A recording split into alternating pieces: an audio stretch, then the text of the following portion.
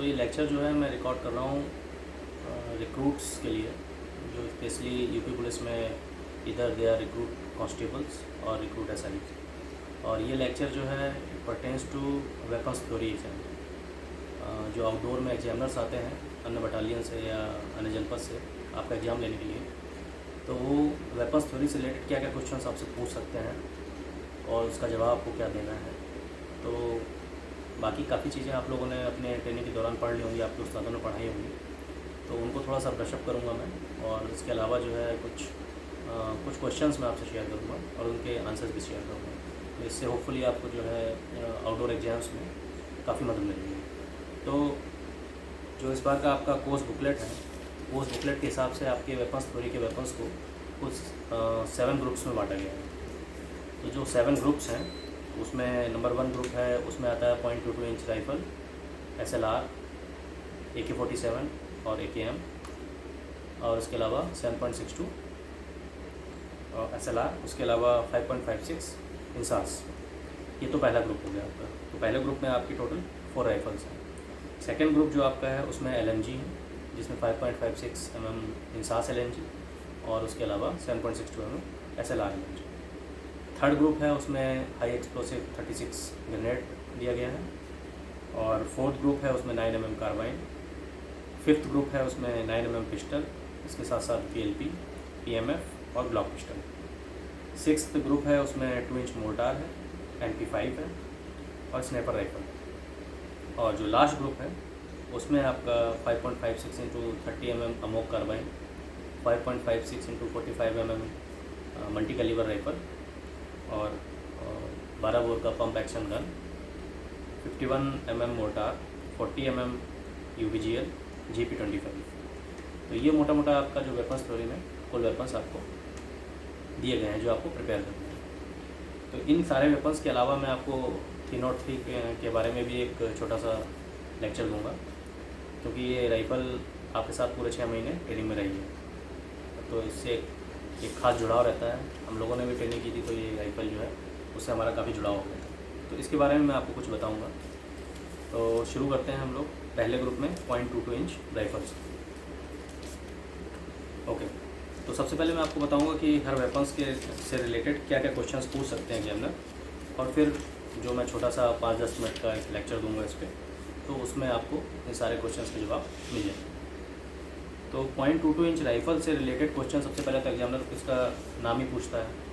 तो पहला क्वेश्चन तो आप लोग ये क्वेश्चंस नोट कर लें, और जो लेक्चर्स के दौरान आपको इनके आंसर्स मिल जाएंगे। और कोई नया क्वेश्चन आपको आता है तो प्लीज़ कमेंट करिएगा, तो मैं उनका कोशिश करूँगा उनका आंसर देने की। तो पहला क्वेश्चन तो आपका इसका नेम हो गया।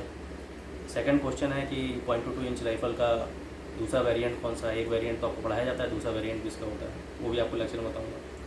थर्ड क्वेश्चन, ये हर राइफल से रिलेटेड होता है, हर वेपन से रिलेटेड किसी रेंज या इफेक्टिव रेंज, कारगर रेंज क्या है।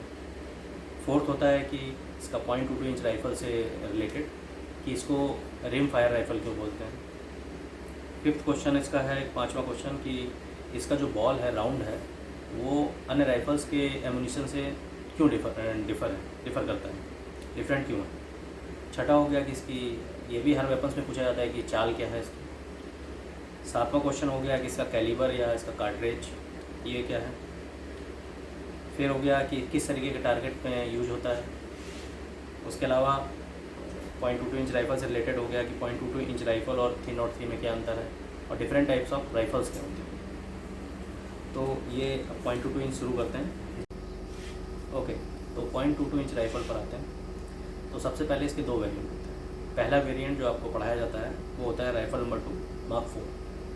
तो इसका नाम हो गया .22 inch rifle rim fire rifle number 2 Mark 4। और इसका जो दूसरा वेरिएंट होता है वो होता है आपका वेरिएंट नंबर 2, जिसको बोलते हैं .22 इंच राइफल CZ ब्रेनो मॉडल 2। ये 2 वेरिएंट होते हैं।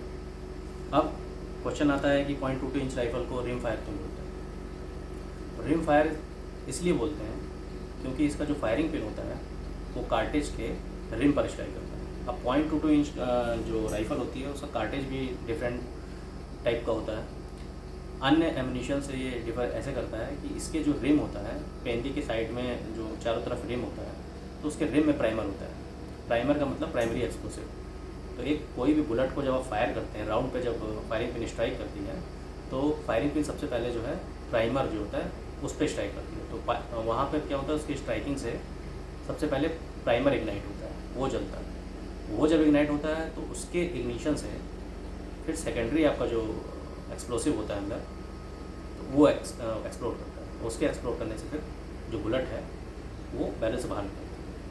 तो ये जवाब आपका ये हो गया कि रिम फायर इसलिए बोलते हैं क्योंकि इसका जो फायरिंग पिन है वो कार्टेज के रिम पर स्ट्राइक करता है। और इसका कार्टेज कैसे अन्य एमिनिशन से डिफर करता है, वो ऐसे डिफर करता है कि 0.22 इंच के जो कार्टेज होता है उसके रिम में प्राइमर भरा होता है। इसके अलावा अब इसका जो बेसिक डाटा होता है वो आप लोगों को ट्रेनिंग में बताया गया होगा, बेसिक डाटा। तो बेसिक डाटा में ज़्यादा नहीं आऊँगा कि इसके लेंथ क्या होता है, वेट क्या होता है। जनरली एग्जामिनर ये पूछते हुए नहीं है लेंथ ब्रेथ वगैरह। ज़्यादातर पूछते हैं तो वो रेंज पूछते हैं कि कारगर रेंज क्या होती है, रेंज क्या होती है, कार्टेज के बारे में पूछ लेंगे, या कार्टेज से रिलेटेड कोई स्पेशल चीज़ है वो पूछ लेंगे, या फिर राइफ़ल के जो कोई इंपॉर्टेंट पार्ट होता है तो उसके बारे में पूछ लेंगे। अब इस राइफ़ल को जो है इसका कैलिबर कितना होता है, इसका कैलिबर 0.22 इंच होता है। कैलिबर का मतलब होता है कि आपका जो बैरल है उसका बोर साइज कितना है, तो 0.22 इंच का इसका कैलिबर होता है। तीसरा क्वेश्चन मैंने आपको बताया था कि इसकी चाल क्या होती है, तो इसकी बहुत सिंपल चाल होती है, लोड फायर, ये इसकी चाल है, इसलिए इसको डेड वेपन भी बोलते हैं। इसका एक और नाम भी है 0.22 इंच का, चाहे तो लिख लें। ये बेसिक ट्रेनिंग के लिए यूज होती है, तो इसको स्पोर्टिंग राइफल भी बोलते हैं। स्पोर्टिंग राइफल स्पोर्ट्स में यूज होती है, तो 0.22 इंच को स्पोर्टिंग राइफल भी बोलते हैं। और इसका यूज बेसिकली बेसिक ट्रेनिंग देना होता है। तो पहले आर्मीज वगैरह में जो बेसिक ट्रेनिंग होती है उसमें 0.22 इंच राइफल, पुलिस में 0.22 इंच राइफल से ट्रेनिंग कराई जाती है। फिर इसके बाद 0.22 इंच की जगह 303 राइफल आ गई। अब 303 को भी रिप्लेस करके निसास आ गया, तो ट्रेनिंग में भी राइफल्स रिप्लेस होती जा रहे हैं। किस टाइप के टारगेट में ये 0.22 इंच यूज होता है, ये 1 फीट बाई 1 फुट के टारगेट में यूज होता है। 1 बाई 1 टारगेट में 0.22 इंच का राइफल यूज होता है। इसके बाद इसकी रेंज क्या होती है, तो इसकी रेंज होती है 25 गज से 200 गज, और जिसमें इफेक्टिव यानी कारगर रेंज होती है 25 गज। यानी 25 गज के अंदर अगर कोई इंसान है तो उसको अगर राइफल से शॉट करेंगे आप तो उसको फैटेलिटी है। तो ये हो गया आपका 0.22 इंच से रिलेटेड एक छोटा सा ओवरव्यू। तो बाकी आप जो जनरल डाटा है वो आप अपने हिसाब से प्रिपेयर कर लीजिएगा। इसके अलावा एक 0.22 इंच राइफल से एक और इम्पॉर्टेंट चीज़ होती है, जैसे कोई पूछ ले कि 0.22 इंच में पुल थ्रू का यूज़ नहीं करते। जो हम लोग राइफल को साफ़ करने के लिए पुल थ्रू होता है, जिसको आप लोग फुल थ्रू बोलते हैं, वो फुल थ्रू नहीं, एक्चुअली पुल थ्रू होता है। क्यों? पुल का मतलब होता है खींचना, थ्रू का मतलब अक्रॉस। तो आप राइफल के बैरल के अक्रॉस जो है वो जो आपका एक रस्सी होती है उसको खींचते हैं, तो उसको बोलते हैं पुल थ्रू। तो 0.22 इंच राइफल में पुल थ्रू का यूज़ नहीं होता है, इसमें क्लीनिंग रॉड का यूज़ होता है। इसको क्लीनिंग रॉड से क्लीन किया जाता है। तो एक और डिफरेंस है जो हो सकता है कोई एग्जाम में आपसे पूछ ले। तो ये आपका हो गया पहला राइफल 0.22 इंच राइफल। अब इसके बाद हम लोग आते हैं सेकंड राइफल पे। सेकंड राइफल आपका है SLR।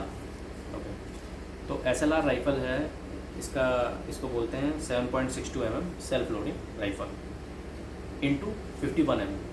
अच्छा, अब आप लोगों ने ये पढ़ा होगा अलग अलग वेपन्स में कि किसी के आगे लिखा होता है 7.62 इंटू 51 mm, किसी के आगे लिखा होता है 5.56 इंटू 45 mm, किसी के आगे लिखा होता है 5.56 इंटू 30 mm। तो ऐसे 2 फिगर्स लिखे होते हैं। तो इसमें पहला फिगर जो होता है, जैसे सपोज मैं SLR की बात करता हूँ, तो इसका जो पहला फिगर है 7.62, तो 7.62 mm जो पहला फिगर है वो दर्शाता है बैरल का बोर साइज क्या है। बोर का मतलब इनर डायमीटर क्या है। और जो दूसरा फिगर होता है 51 mm, जैसे 7.62 इंटू 51 mm, तो 51 mm साइज आपका दर्शाता है कार्टेज का साइज, यानी खोखे का साइज, खोखे की लेंथ कितनी होती है। जैसे एक कंप्लीट राउंड होता है, राउंड 2 पार्ट से बना होता है, एक होता है कार्टेज और कार्टेज के आगे लगी होती है बुलेट। जो बुलेट कार्टेज जो है राइफल में ही रह जाता है, राइफल से एक्सट्रैक्ट हो जाता है फायरिंग के बाद, और जो बुलेट है वो फायर हो जाती है, फायर होकर टारगेट को हिट करती है। तो इसमें जो 51 mm जो है, यानी सेकंड फिगर जो दिया रहता है वो होता है कार्टेज की लेंथ, यानी खोखे की लेंथ। तो cartridge plus bullet is equal to round. Round के 2 पार्ट होते हैं, कार्टेज और बुलेट, खोखा और बुलेट गोली। तो यहाँ पर सेल्फ लोडिंग राइफल जो है इसको बोलते हैं 7.62 mm self loading rifle into 51 mm। तो इसको शॉर्ट में बोलते हैं SLR। तो ये भी एक ऑटोमेटिक वेपन है। अब SLR से रिलेटेड जो क्वेश्चंस हैं वो आपको बता दूं कि एग्जामिनर क्या क्या क्वेश्चंस पूछ सकता है SLR से रिलेटेड मोटा मोटा। तो सबसे पहले तो SLR से रिलेटेड क्वेश्चन पूछता है कि SLR के जो फ्रंट में आगे आपने देखा होगा जो बैरल के एंड में छेद होते हैं, 2 छेद होते हैं, लंबे ट्रांसफ़र छेद होते हैं, तो उनको क्या बोलते हैं? तो वो उसको बोलते हैं फ्लैश हाइडर। तो फ्लैश हाइडर का क्या यूज़ होता है? फ्लैश हाइडर का यूज़ होता है कि जैसे जब फायर करते हैं तो फायर करने से गोली जब बैरल को छोड़ती है तो एक आग का शोला, यानी चिंगारी तो नहीं कहेंगे उसको, आग का शोला निकलता है। तो वो क्या करता है, जैसे मान लिया रात में आप फायर कर रहे हैं दुश्मन पे, तो दुश्मन जो है कहीं आग का शोला दिखता है तो उससे आपकी पोजीशन का अंदाज़ा लगा सकता है और आप पे रिटर्न फायर कर सकता है। तो इस चीज़ से बचने के लिए इसमें SLR में लगा होता है फ्लैश हाइडर, जिसको आप लोग फ्लैश हाइडर बोलते हैं। वो एक्चुअली हाइडर नहीं होता है, वो हाइडर होता है। हाइड का मतलब छुपाना। तो फ्लैश को वो छुपा लेता है, तो इसलिए उसको बोलते हैं फ्लैश हाइडर। तो फ्लैश हाइडर क्या काम है कि जब गोली फायर की जाती है तो उससे जो आग का शोला निकलता है उसको हाइड करने के लिए फ्लैश हाइडर का यूज होता है। ये SLR का एक इम्पॉर्टेंट पार्ट होता है फ्लैश हाइडर। ये जो बैरल होता है उसके बिल्कुल एंड में लगा होता है। बीच बीच में जब मैं आपको बताऊंगा तो साइड में आप वीडियो में देखेंगे, ऊपर एक फिगर भी आएगा, उसमें फिगर में जो है राइफल का डिटेल्ड एक पिक्चर होगा और उसमें जो है उसको डिनोट किया होगा, उसके डिफरेंट पार्ट डिनोट किए होंगे। हो सकता है आपके पास वो पार्ट्स नोटेड हों, बट मेरे पास थोड़ा कलरफुल पिक्चर्स हैं राइफल्स की, तो आप इसको स्क्रीनशॉट ले सकते हैं वीडियो और उसको जो है आप देख के नोट कर सकते हैं। तो बीच बीच में इसमें फिगर्स आएंगे राइफल से रिलेटेड या एमिनेशन से रिलेटेड और जो डिटेल मार्किंग्स, तो उसको आप देख सकते हैं। तो पहला क्वेश्चन हो गया आपका फ्लैश हाइडर से रिलेटेड। अब दूसरा क्वेश्चन इसमें क्या होता है कि SLR को जब ध्यान से देखें तो जहाँ पर आपका हैंड ग्रिप होता है आगे का, तो वहाँ पर आप देखेंगे कि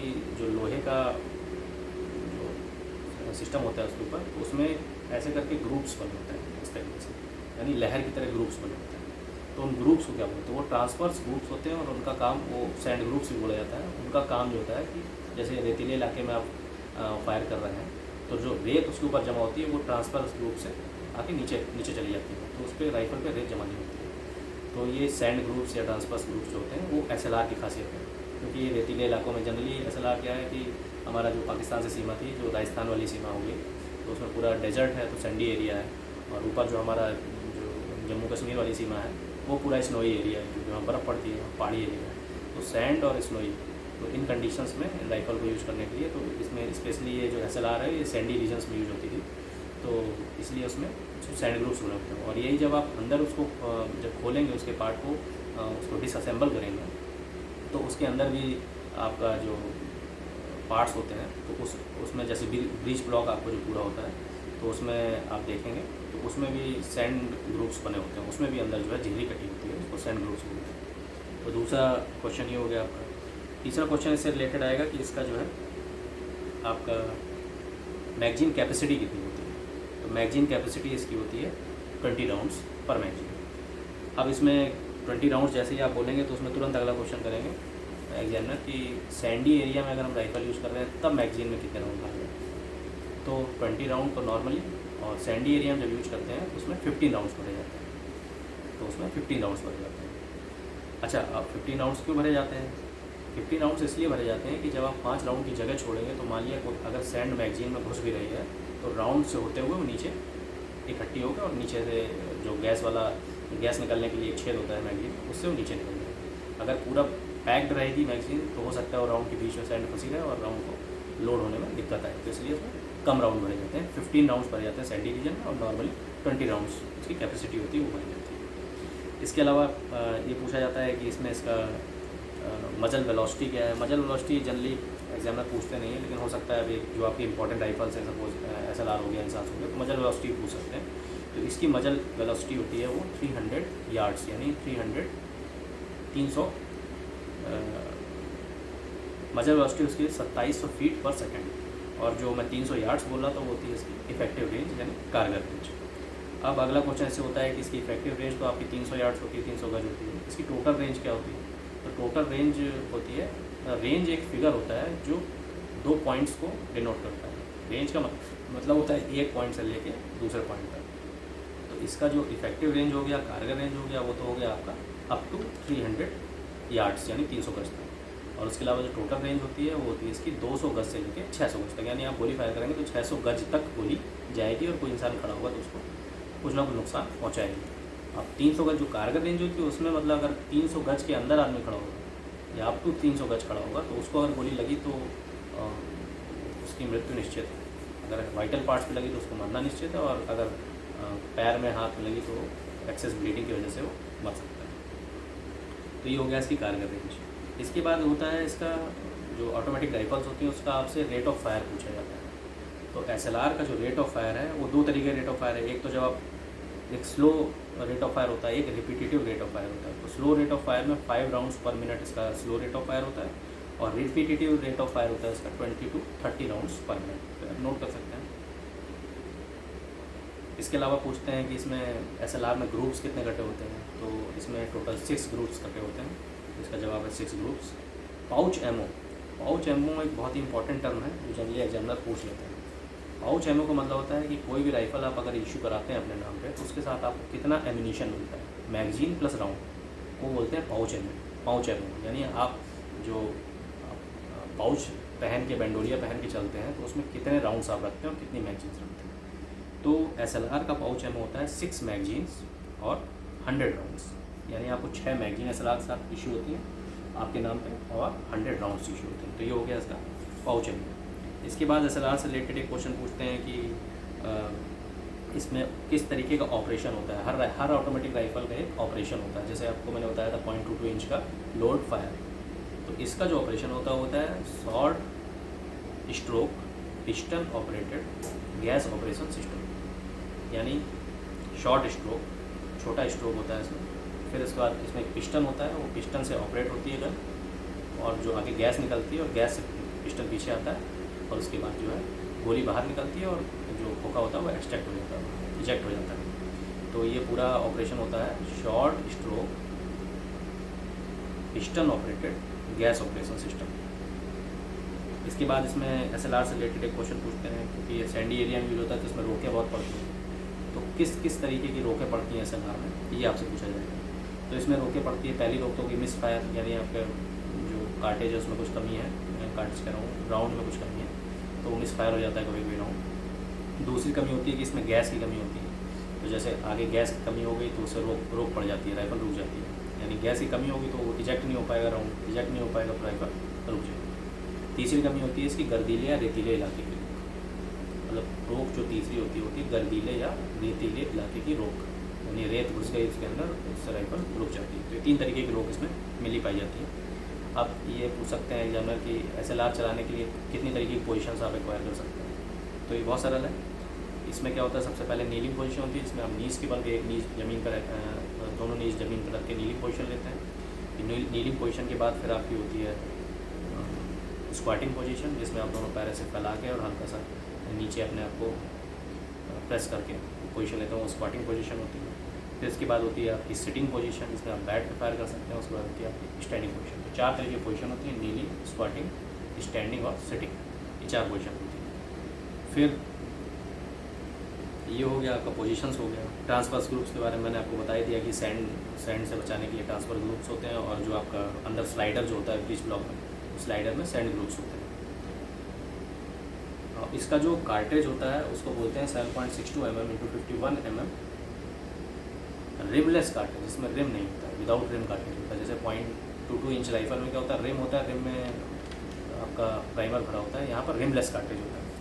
तो ये एक इंपॉर्टेंट क्वेश्चन हो जाता है कि रिमलेस कार्टेज इसमें यूज करते हैं। तो ये आपका मोटा मोटा SLR से रिलेटेड क्वेश्चन होते हैं। अच्छा, SLR में 3 तरीके के बट यूज होते हैं, स्मॉल, मीडियम और लॉन्ग बट। ये भी पूछ सकते हैं कितने तरीके के बट यूज होते हैं। तो ये आपका मोटा मोटा SLR से रिलेटेड हो गया। और उसका जो प्राइमरी डाटा, जनरल डाटा है, वो आपका ये फिगर ऊपर आ जाएगा, तो उसमें आपको दिख जाएगा कि इसमें क्या, किस पार्ट्स को क्या बोलते हैं। और जनरल डाटा आपने ऑलरेडी पहले से नोट किया होगा, आपको उस्ताद ने पढ़ाया होगा। तो वेट क्या है उसका, बैरल लेंथ क्या है, मैगजीन की लेंथ क्या है, ये सारी चीज़ें जनरल डाटा में आती हैं। जनरली एग्जामिनर इतना डीप डाटा नहीं पूछते हैं क्योंकि याद करना बहुत मुश्किल होता है। तो इससे रिलेटेड ओके। तो अब नेक्स्ट राइफल जो है वो आपकी है 5.56 mm × 45 mm इंसास राइफल। बहुत ही इंपॉर्टेंट वेपन है ये पुलिस का, यूपी पुलिस का, क्योंकि अब धीरे धीरे करके 303 तो रिप्लेस हो ही गई है। SLR भी धीरे धीरे रिप्लेस की जा रही हैं इंसास राइफल से। तो ये बहुत इंपॉर्टेंट वेपन आपके पास आपके लिए हो जाता है, और जनरली आप लोग जब सर्विस करेंगे तो यही वेपन आपके साथ हमेशा रहेगा। तो इंसास राइफल के बारे में कुछ चीज़ें बताता हूँ मैं। तो सबसे पहले तो इसका नाम जो है 5.56 mm × 45 mm इंसास। तो इसमें जो 45 mm जैसे मैंने आपको बताया 45 mm इस कार्टेज की खोखे की यानी खोखे की लंबाई होती है, और 5.56 mm होता है इसका बोर साइज या कैलिबर इसको बोलते हैं। जो बैरल का इनर डायमीटर होता है वो होता है 5.56 mm। और यहाँ इंसास का मतलब क्या है? इंसास का मतलब है Indian small arms system, Indian small arms system, ये इंसास हो गया। इसको बनाया था ARDE पुणे, ARDE संस्था है उसने इसको बनाया था। तो ARDE का मतलब होता है आर्मामेंट रिसर्च डेवलपमेंट इस्टेब्लिशमेंट। अब इंसास जो है वो टोटल 4 मार्क्स में आती है, यानी 4 वेरिएंट होते हैं इंसास के। आपसे एग्जामिनर ये चीज़ पूछ सकते हैं कि कितने वेरिएंट में इंसास आते हैं। तो इसके 4 वेरिएंट होते हैं, वो आप नोट कर लें। एक होता है 1A, 1B, 1C और 1B1। 4 वेरिएंट होता है 1A, 1B, 1C और 1B1। अब इंसास से रिलेटेड जो उसका जनरल डाटा है, तो मैं आपको लेंथ, वेट ये सब चीज़ें नहीं बताऊंगा। कुछ स्पेसिफिक जनरल डाटा है जिसको एग्जामिनर पूछ लेता है, उसको मैं बताऊंगा। तो सबसे पहले तो इसमें इसका मजल वेलोसिटी कितना होता है। तो मजल वेलोसिटी किसको बोलते हैं? मजल वेलोसिटी बोलते हैं जब गोली आपके मजल को यानी बैरल को जब इमीडिएट छोड़ती है तो उस समय उसकी स्पीड कितनी होती है। तो मजल वेलोसिटी होती है 900 मीटर पर सेकेंड। जब गोली इंसास के बैरल को छोड़ती है तो इस वेलोसिटी से छोड़ती है 900 मीटर पर सेकेंड। इसके बाद मजल वेलोसिटी के बाद आया है कि इसमें 2 तरीके के मोड होते हैं। एक 3 राउंड बस्ट होता है TRB, इसमें 3 राउंड एक साथ निकलते हैं, एक एक करके 3 राउंड निकलते हैं 3-3 के ग्रुप में, और एक आपका सिंगल शॉट फायर होता है, ऑटोमेटिक फायर होता है। अब क्वेश्चन ये आता है इसकी कारगर रेंज कितनी होती है? इसकी कारगर रेंज होती है 400 मीटर्स, यानी 400 मीटर्स के अंदर अगर कोई आदमी खड़ा होगा तो उसको बहुत ही जान माल की नुकसान उसको होगा। और इसकी मैक्सिमम रेंज जो होती है वो होती है 3300 मीटर, यानी गोली जो इससे फायर की जाए अगर रास्ते में कोई अवरोध नहीं आता है तो ये लगभग 3300 मीटर तक जा सकती है। और तो अगर रेंज आप देखा जाए, एक तो हो गया कारगर रेंज 400 मीटर, और एक हो गया आपकी मैक्सिमम गोली कितने दूर तक जा सकती है, तो 3300 मीटर तक। और एक होता है रेंज, यानी उस पर्टिकुलर रेंज में अगर कोई व्यक्ति खड़ा तो उसको हानि होगी, तो वो होती है 200 मीटर से लेकर 400 मीटर तक। तो ये इसका रेंज हो गया। मैगजीन कैपेसिटी, मैगजीन कैपेसिटी इसकी होती है टोटल 20 राउंड्स। 20 राउंड्स होती है मैगजीन कैपेसिटी, और सैंडी और स्नोई रीजन में इसमें 18 राउंड भरे जाते हैं। जैसा मैंने SLR के केस में बताया था, उसमें 15 राउंड भरे जाते हैं, इसमें 18 राउंड भरे जाते हैं, 2 राउंड की जगह छोड़ी जाती है। पाउच एमो, अब पाउच एमो इसका इंसास का बहुत इंपॉर्टेंट है, इससे रिलेटेड एग्जामिनर क्वेश्चन पूछते हैं। पाउच एमो क्या होता है इंसास का? पाउच एमो में आपको 6 मैगजीन मिलती है और 300 राउंड मिलते हैं, और 300 राउंड के अलावा आपको 150 राउंड मिलते हैं यूनिट रिजर्व के नाम पर। तो यानी पाउच एमो इसका हो गया टोटल 6 मैगजीन प्लस 450 राउंड, जिसमें 300 राउंड आपके लिए और 150 राउंड यूनिट रिजर्व, यानी यूनिट में अगर कम पड़ जा रहा है तो वो यूनिट रिजर्व से आप देंगे यूनिट को, तो वो यूनिट रिजर्व होता है। तो टोटल 450 राउंड और 6 मैगजीन आपको पाउच एमो ग्रुप में मिलती है। इसका ऑपरेशन क्या है? जैसे SLR का ऑपरेशन था आपका short stroke piston operated gas operation system. तो इसका जो ऑपरेशन है, ऑपरेशन स्टाइल है, वो है आपका लॉन्ग स्ट्रोक, वहाँ शॉर्ट स्ट्रोक था, यहाँ पर long stroke piston operated gas operation system. मतलब SLR और इंसास में उसमें शॉर्ट स्ट्रोक होता है SLR में, और इंसास में लॉन्ग स्ट्रोक होता है। अब राउंड्स, इसमें टोटल 5 तरीके के राउंड यूज किए जाते हैं, अलग अलग ज़रूरतों के हिसाब से अलग अलग राउंड यूज किए जाते हैं। तो पहला हो गया बॉल राउंड, जिससे हम नॉर्मल फायर करते हैं। दूसरा होगा ट्रेसर राउंड, अगर कोई किसी को ट्रेस करना है तो ट्रेसर राउंड यूज करते हैं। फिर एक होता है हाई एक्सप्लोसिव के लिए SD राउंड होता है। SD राउंड जनरली फायर करते हैं जब हमें ग्रेनेड वगैरह फायर करना होता है, तब SD राउंड यूज करते हैं। उसके बाद होता है प्रूफ एमो, यानी प्रूफ एमिनिशन, और 5वां होता है ब्लैंक राउंड, जिसको सल्की राउंड बोलते हैं, तो होता है ब्लैंक।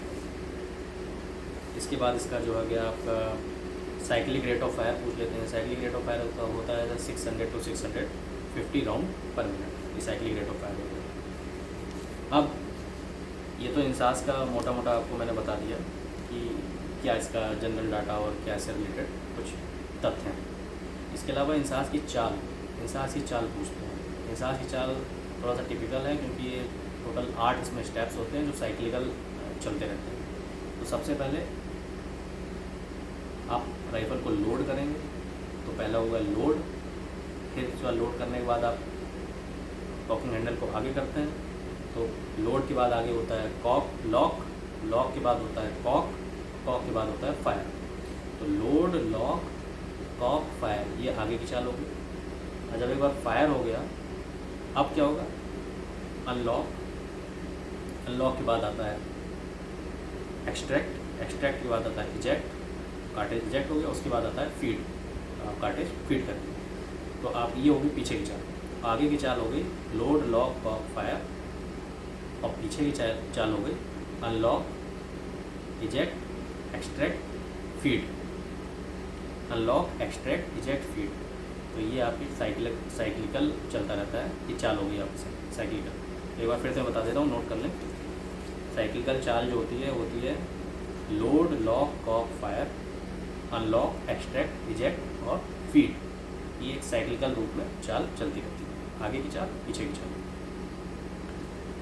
अच्छा, इसके बाद इसमें 2 तरीके के बट यूज़ होते हैं, फिक्स्ड बट और फोल्डेड बट, वो आप जानते होंगे। अब इसमें क्वेश्चन ये आता है, एग्जामिनर ये क्वेश्चन पूछता है कि इंसास राइफल को फोर्स में लाने की ज़रूरत क्या पड़ी, जबकि इंसास से बेटर हथियार ऑलरेडी थे फोर्स के बाद, जैसे SLR हो गया या आपका AK-47 AKM हो गया। AK-47 AKM तो one of the best weapons हैं, तो उसके सेना में या पुलिस फोर्स में रहते हुए इंसास की क्या जरूरत पड़ी। तो इसका जवाब ये है कि जनरली इन वेपन से जब फायर किया जाता था तो सामने वाला जो व्यक्ति है उसकी मृत्यु हो जाती है। तो ह्यूमन राइट्स के बहुत इशू आते थे कि व्यक्ति अगर उसकी जान चली गई तो ह्यूमन राइट्स का बड़ा इशू बन जाता है। तो उस इशू को टैकल करने के लिए ये इंडियन स्मॉल आर्म्स सिस्टम जो है, ये इस कैटेगरी के वेपन्स प्रोड्यूस किए ARDE पुणे में। तो इसमें क्या होता था कि इसका जो राउंड होता है उससे आपकी जान नहीं जाती है, उससे मतलब गंभीर चोट तो लग जाएगी लेकिन जान कम जाती है, इससे जाने के चांसेस कम रहते हैं। तो इससे क्या होता है कि इससे 2 फ़ायदे होते हैं। एक फ़ायदा तो ये हो गया कि ह्यूमन राइट्स का इशू नहीं होगा क्योंकि व्यक्ति मरेगा नहीं, और दूसरा इसमें ये हो गया कि एक व्यक्ति को अगर फायर लगता है तो उसको गंभीर चोट लगती है तो उसको उठाने के लिए उसके साथ के 2 साथी भी लगेंगे जो उसको उठा के ले जाएंगे। तो इस तरीके से देखा जाए तो आपके दुश्मन का टोटल 3 मैन पावर कम हो गया। तो इससे 2 तरीके के फ़ायदे होते हैं, इसलिए इसको जो है फोर्स में इंसास को लाया, इसलिए इसकी ज़रूरत पड़ी। तो ये 1979 से 1997 के बीच में इस राइफ़ल को जो है रिसर्च एंड डेवलपमेंट करके बनाया गया, और फाइनली 1999 कारगिल वॉर में इसमें बहुत इंपॉर्टेंट योगदान दिया था भारतीय सेना की तरफ से, और भारतीय सेना ने ये राइफ़ल यूज की थी, इंसास राइफल 1999। अब इसमें कितनी असेंबलीज़ कितनी होती हैं इंसास में, तो नंबर ऑफ़ असेंबलीज़ अगर आपसे पूछी जाती हैं, टोटल 13 असेंबलीज़ होती हैं और 13 इसके पार्ट्स होते हैं जिसमें ये राइफल अलग किया जाता है। चाल आपको बता दिया मैंने। हाँ, अब इसमें 4 साइड, इंसास की 4 साइड बड़ी इंपॉर्टेंट होती है, इसको बोलते हैं डोव टेल 4 साइड। नोट कर लें, इंसास में जो 4 साइड होती है उसको बोलते हैं dovetail 4 side. Tail 4 side का क्या फ़ायदा होता है, डोव टेल 4 साइड में आप 2 तरीके का इंस्ट्रूमेंट लगा सकते हैं। जैसे डे टाइम में आप दूर के टारगेट देखने के लिए डे लाइट टेलीस्कोप लगा सकते हैं, और नाइट के लिए आप लोग पैसिव नाइट साइट लगा सकते हैं। डोव टेल 4 साइड में आप डे टाइम में डे लाइट टेलीस्कोप दूर के टारगेट्स को देखने के लिए, और रात में आप नाइट में टारगेट्स देखने के लिए पैसिव नाइट साइट लगा सकते हैं। तो ये एक फ़ायदा होता है इसकी डोव टेल 4 साइड का, स्पेशल काइंड ऑफ 4 साइट होता है इसमें। इसके अलावा आपने देखा होगा कि जैसे SLR में बैरल के एंड में मैंने आपको बताया था कि फ्लैश हाइडर लगा होता है जो फ्लैश को छुपा लेता है, उसी तरीके से इंसास में आपका बैरल के एंड में होता है फ्लैश एलिमिनेटर या फ्लैश एब्जॉर्बर। आप लोग फ्लैश एब्जॉर्बर के नाम से जानते होंगे, कुछ लोग उसको फ्लैश ऑब्जर्वर बोलते हैं। ऑब्जर्वर नहीं होता, वो एब्जॉर्बर होता है। एब्जॉर्ब करने का मतलब होता है अवशोषित कर लेना। काम इसका वही है, जैसे फ्लैश हाइडर में वो फ्लैश को छुपा लेता था SLR में, और इंसास में क्या है कि फ्लैश एलिमिनेटर होता है, वो फ्लैश को एलिमिनेट कर लेता है, यानी फ्लैश को एब्जॉर्ब कर लेता है, अवशोषित कर लेता है। तो वो फ्लैश एलिमिनेटर या फ्लैश एब्जॉर्बर होता है। उसकी पहचान क्या होती है कि बैरल के एंड में आप जब देखेंगे तो तीन के ग्रुप में वो छेद होते हैं चारों तरफ, तो वो होता है फ्लैश एलिमिनेटर या फ्लैश एब्जॉर्बर। अच्छा, अब इसमें पूछते हैं कि आप जैसे एग्जामिनर क्वेश्चन पूछता है, जैसे मैं भी एग्ज़ाम लेने जाता हूँ तो मैं क्वेश्चन जनरली पूछता हूँ कि इंसास के फ़ायदे तो काफ़ी हैं, आपको मतलब ये इंट्रोड्यूस किया गया, यही फ़ायदे देखते हुए इंट्रोड्यूस किया गया, लेकिन इसका एक बहुत ही बड़ा नुकसान है जो जनरली आप जैसे कांस्टेबल्स हैं उनसे रिलेटेड, मतलब आप अगर कोई इंसास को लेके जा रहे हैं तो आपको पर्सनल उस इंसास राइफल से क्या नुकसान होता है, तो ये क्वेश्चन पूछा जाता है कि इसका क्या सबसे बड़ा खामी क्या है इंसास की। तो इसकी सबसे बड़ी खामी ये है कि इसमें जो मैगज़ीन यूज होती है वो उसका जो मटेरियल होता है वो फाइबर का होता है, तो फाइबर की मैगज़ीन होती है। फाइबर मैगज़ीनों से फ़ायदा ये है कि आपको पता चलता रहेगा कि गोलियाँ कितनी हैं, मैगज़ीन खाली हो गई कि नहीं हो गई, तो वो तो एक फ़ायदा हो गया कि आपको सी थ्रू होता है तो उससे आप पता चल जाता है गोलियाँ कितनी। लेकिन नुकसान ये होता है कि हैंडलिंग में वो अक्सर जो है मैगज़ीन टूट जाती है। मैगज़ीन टूटने का मतलब फिर वो जिसके नाम से राइफल होती है वो उसी से पूरा उसका भुगतान दिया जाता है। तो ये एक मतलब डे टू डे प्रॉब्लम्स आती हैं इंसास में, उसकी मैगज़ीन जो होती है फाइबर की होने की वजह से टूट जाती है, क्रैक हो जाती है। और जैसे SLR में दिक्कत नहीं है, SLR में जो मैगज़ीन होती है बॉक्स टाइप मैगज़ीन होती है, SLR में बॉक्स टाइप मैगज़ीन यूज करते हैं तो वो तो आयरन की होती है, लेकिन इसमें जो है फाइबर की मैगज़ीन होती है। कैपेसिटी दोनों की सेम ही होती है, जैसे SLR में भी 20 राउंड आते हैं, आपके इंसास में भी 20 राउंड आते हैं, बट इसका फाइबर के होने की वजह से इसके टूटने के चांसेस ज़्यादा होते हैं, तो ये इसमें इंसास में बहुत बड़ी खामी है।